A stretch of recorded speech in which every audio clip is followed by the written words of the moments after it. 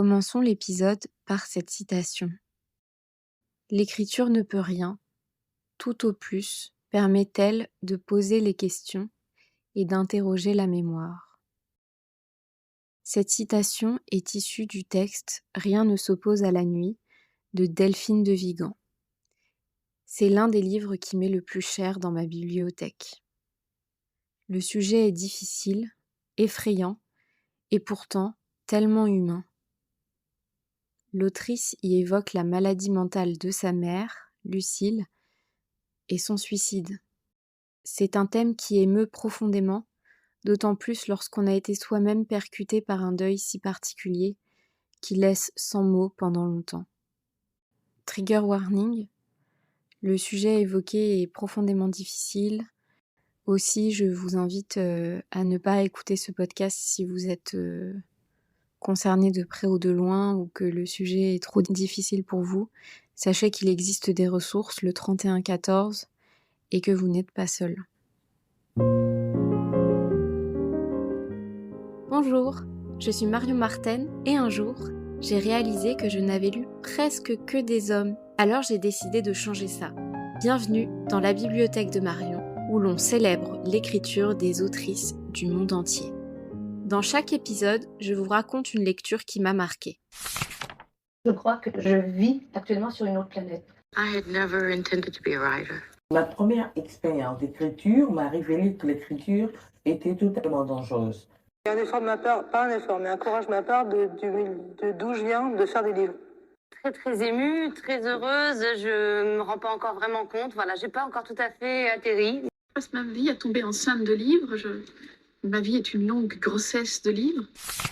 Récompensée par de nombreux prix, le prix du roman Fnac en 2011, le prix Renaudot des lycéens, le prix roman France Télévisions et le grand prix des lectrices de Elle, ce récit est une lecture essentielle et précieuse.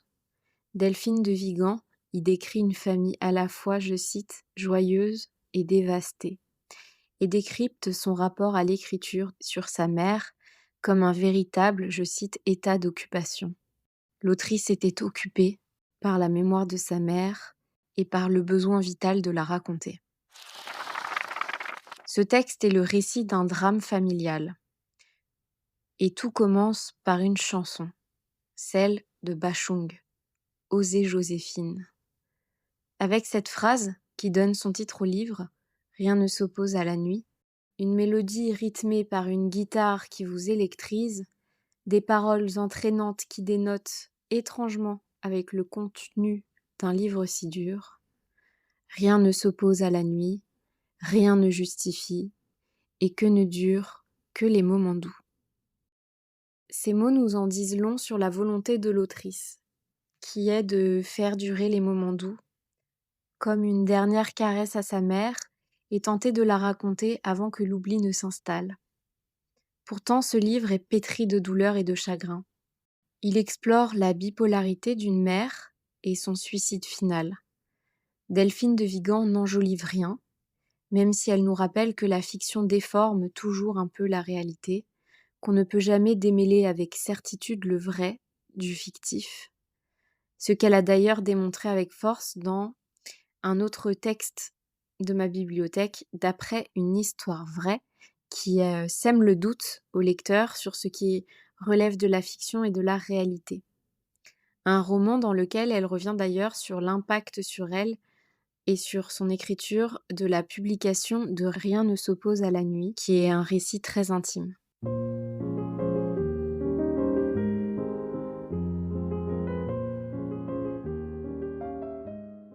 Dans Rien ne s'oppose à la nuit, Delphine de Vigan cherche une explication au geste fatal de sa mère, une origine qui se situerait dans le traumatisme de l'inceste. Lucille était née trop belle, et son père l'aurait violée. Là aussi, si vous êtes sensible à ces sujets, je vous invite à mettre en pause l'écoute, à la reprendre plus tard ou à tout simplement passer votre chemin. Il existe des ressources et si vous êtes sensible, il n'y a aucune honte à avoir et même s'il est important d'en parler, vous n'êtes pas obligé de vous imposer cette écoute. Lucille donc Dans des missives, dans des lettres, la mère de Delphine de Vigan aurait tenté d'alerter sa famille. En vain, bien sûr, car à l'époque, on mettait tout sur le compte de son état psychiatrique. Alors sont apparues les crises, les délires, certaines scènes décrites vous prennent à la gorge. Il est difficile de concevoir qu'une enfant ait assisté à tout cela, et que l'adulte qu'elle est devenue ait découvert la vie de sa mère, des années plus tard, elle qui, je cite, voulait mourir vivante. Avec ce magnifique texte, Delphine de Vigan s'approche du drame, le met au monde et lui donne du poids, car le suicide, un sujet qui prolifère en littérature, effraie autant qu'il passionne. Mais lorsqu'on y est confronté dans la réalité, le regard change. On n'analyse plus le geste avec détachement et peur, on cherche inlassablement des explications. On se torture, on culpabilise, on se met en colère. La vie prend un nouveau tournant, plus absurde que jamais. Alors, la littérature devient à la fois un refuge et une épreuve. Écrire semble alors salvateur. Mais raconter la mort d'une mère et plus encore son suicide est un exercice périlleux qui transporte le lecteur à la lisière entre la vie et la mort.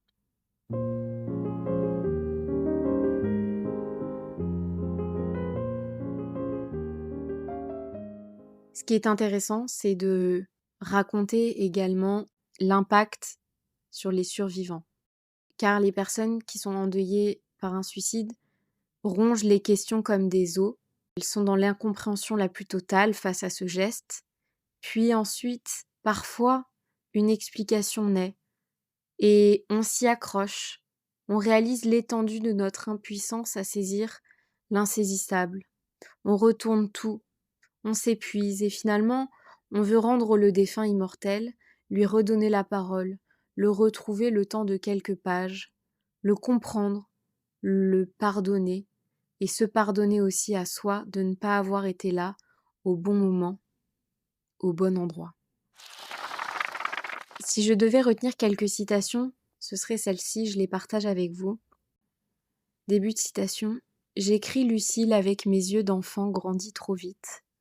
J'écris ce mystère qu'elle a toujours été pour moi, à la fois si présente et si lointaine, elle qui, lorsque j'ai eu 10 ans, ne m'a plus jamais prise dans ses bras. Fin de citation. En voici une autre. Ma famille incarne ce que la joie a de plus bruyant, de plus spectaculaire, l'écho inlassable des morts et le retentissement du désastre.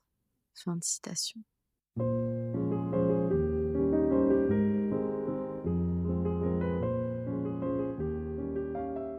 Si vous souhaitez aller plus loin dans vos lectures sur le thème de la santé mentale, j'ai envie de vous partager quelques références, car de plus en plus de textes abordent la question de la santé mentale, notamment celle des femmes, et les traitements qui leur ont été réservés pendant trop longtemps. Il en ressort que la société dans son ensemble peine à comprendre, à tolérer et à soigner ces pathologies qu'elle ne s'explique pas toujours, mais qu'elle provoque souvent.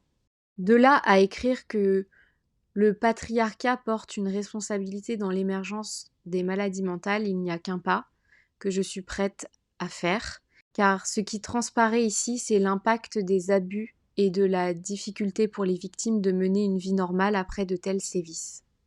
On pense bien sûr à l'inceste, évoqué dans Rien ne s'oppose à la nuit, mais aussi à la violence faite aux femmes dans sa globalité, une violence systémique envers les femmes.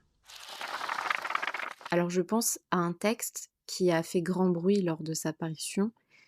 Mon vrai nom est Elisabeth d'Adèle Lyon, qui revient sur l'histoire de son arrière-grand-mère internée et lobotomisée pour ne pas avoir correspondu aux attentes de la société. Être, entre guillemets, une bonne mère et une bonne épouse. Je pense aussi au livre Le bal des folles de Victoria Mas qui a été adapté au cinéma, qui nous révèle les traitements brutaux infligés aux femmes jugées, entre guillemets, hystériques à la pitié salpêtrière sous l'autorité de Charcot. À travers ces récits, on perçoit la violence sociétale et la misogynie à l'encontre des femmes déviantes, soi-disant, des femmes insoumises ou simplement différentes. Il est intéressant de voir que ces femmes étaient traitées essentiellement par des sachants qui étaient des hommes. Pour prolonger cette immersion dans les méandres de la psyché, je vous suggère aussi 2 autres ouvrages marquants, notamment L'Intranquille de Gérard Garouste, qui est un artiste bipolaire qui raconte son combat contre cette maladie, autrefois appelée psychose maniaco-dépressive. Je pense également à un texte sublime, En attendant Bojangles d'Olivier Bourdeau, qui aborde également la bipolarité maternelle à travers le regard émerveillé et tragique d'un petit garçon. D'un point de vue théorique, quand la place des femmes n'était pas du côté des soignants, mais des soignés, cela laissait la porte ouverte à de nombreux abus. Sur ce thème, les essais Sorcières de Mona Chollet et Les Grandes oubliées de Titu Lecoq sont essentiels pour comprendre l'histoire de l'effacement des femmes et la chasse aux sorcières. Ces 2 textes analysent ce que la misogynie produit comme violence physique et psychique.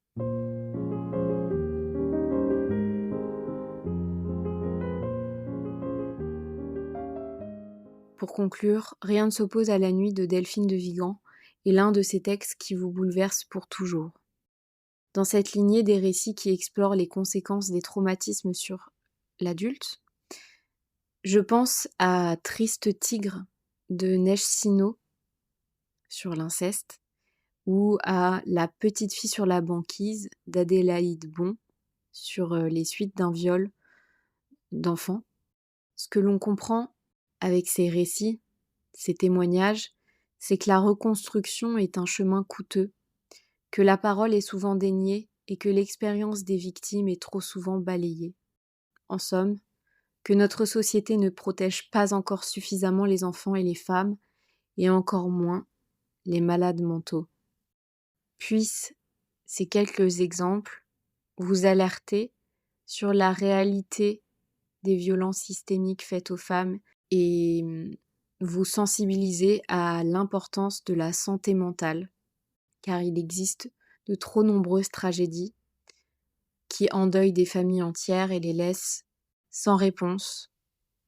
Et même si je pense qu'il faut l'avoir vécu pour le comprendre, j'imagine qu'avec un peu plus d'empathie, de nombreuses personnes pourraient comprendre l'impact de la bienveillance sur les autres, l'importance de la prévention. Et sur la prévention, je voudrais vous parler du programme Papageno qui nous alerte sur le traitement médiatique du suicide.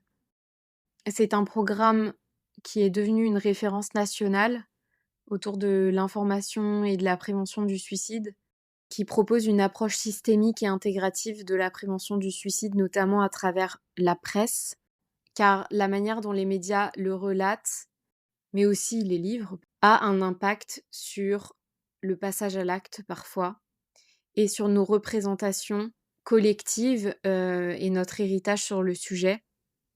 Car, je cite, la manière dont nous communiquons sur le suicide fait la différence.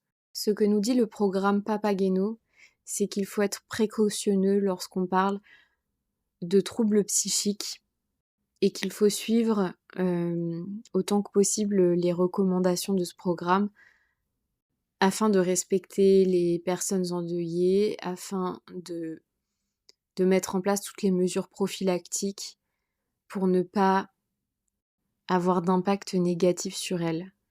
Aussi, si mon contenu vous a heurté, n'hésitez pas à me contacter. Je me suis basée sur mon expérience du suicide.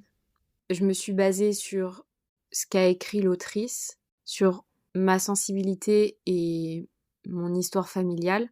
Et vraiment, je vous invite, si vous êtes concerné de près ou de loin, à appeler le 3114 qui est un service gratuit.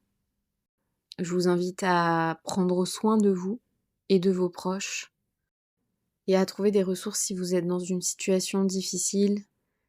Surtout, sachez que vous n'êtes pas seul, qu'il existe des associations et que la littérature est un moyen d'expression comme un autre pour déposer son chagrin, que ce soit en écrivant ou en lisant. Merci d'avoir écouté ce podcast. Pour prolonger la réflexion, je vous invite à découvrir mes chroniques sur mon blog labibliothèquedemarion.fr et à plonger dans tout un univers féminin et féministe. À bientôt pour un prochain épisode.